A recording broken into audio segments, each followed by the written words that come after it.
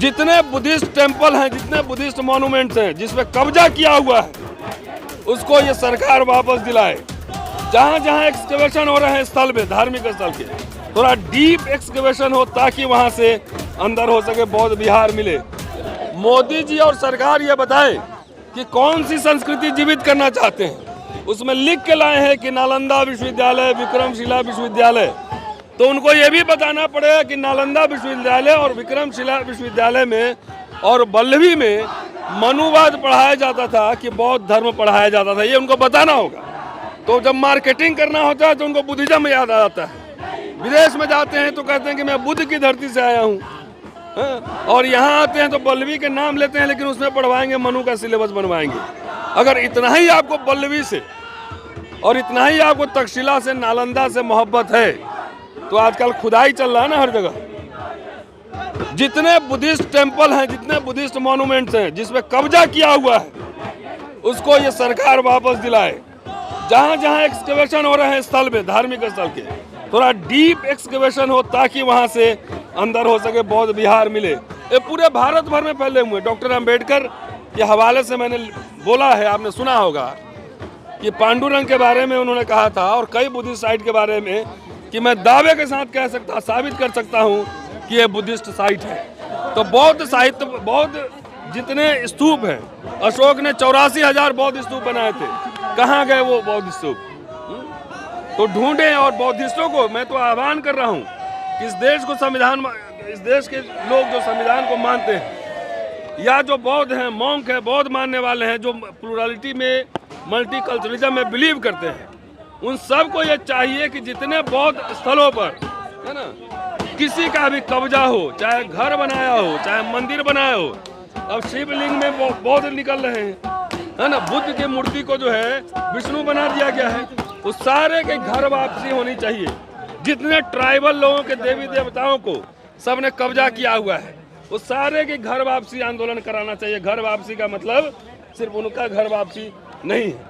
और ये भी कहना चाह रहा हूँ कि अपने अपने घर से थोड़ा सफाई वफाई अभियान शुरू कर लीजिए। शुक्रिया। अब बाबा साहब का आप नाम लेते हैं, आपने कहा था कि बाबा साहब की वजह से मैं यहाँ हूँ, और आपकी शिक्षा नीति जो है बाबा साहब के सिद्धांतों के ठीक उलट है। इससे मेरी भावना भी आहत हुई है। आपकी हुई कि नहीं? अरे आवाज नहीं आई। आपकी हुई कि नहीं हुई? तो ये बात है, अगर शिक्षा को आप बर्बाद कर दीजिए तो आने वाली पीढ़ी के जड़ खोद दिया जाए। और नई शिक्षा नीति जो है ये सिर्फ छात्रों को प्रभावित नहीं कर रही। पटना विश्वविद्यालय का छात्र और तमाम छात्रों ने यह बात की कि कैसे स्ट्रेस में है छात्र, फीस इतना बढ़ रहा है, सिर्फ छात्र पे इसका असर नहीं पड़ रहा है, इसका असर शिक्षकों पे भी बहुत ज्यादा पड़ रहा है। अगर विश्वास नहीं है तो एनसीआर के आसपास, एनसीआर में और कहीं भी भारत में, एनसीआर इसलिए कह रहा हूं कि भारत के संसद से 25 किलोमीटर के एरिया में जो प्राइवेट कॉलेजेस हैं, वहां जाकर एक बार चेक कीजिए कि प्रोफेसर को तनख्वाह कितना मिल रहा है। चेक कीजिए। जिस देश में साहब बाहर जाते कहते हैं कि हमें बुद्ध के देश से आया हूं, जिस देश में प्रोफेसर को 10,000 और 15,000 पर काम करना पड़े, आप विश्व गुरु बनेंगे?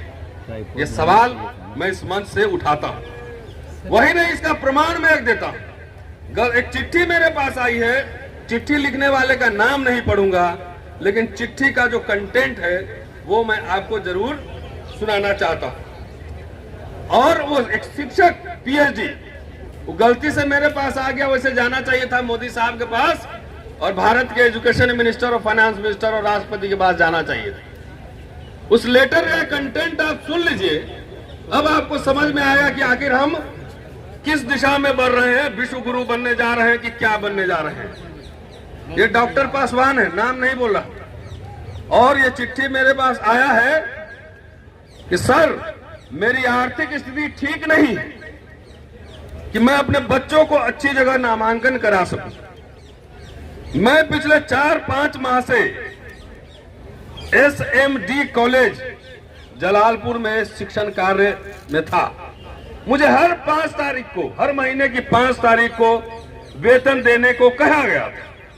सच्चाई यह है कि मुझे इस 4-5 महीने के अंदर वेतन के रूप में कुछ भी नहीं दिया गया है। अगला लाइन सुनिए, कुछ भी नहीं दिया गया और कहा गया कि आप काम करते रहिए, पैसा जब कॉलेज में आएगा तो दिया जाएगा।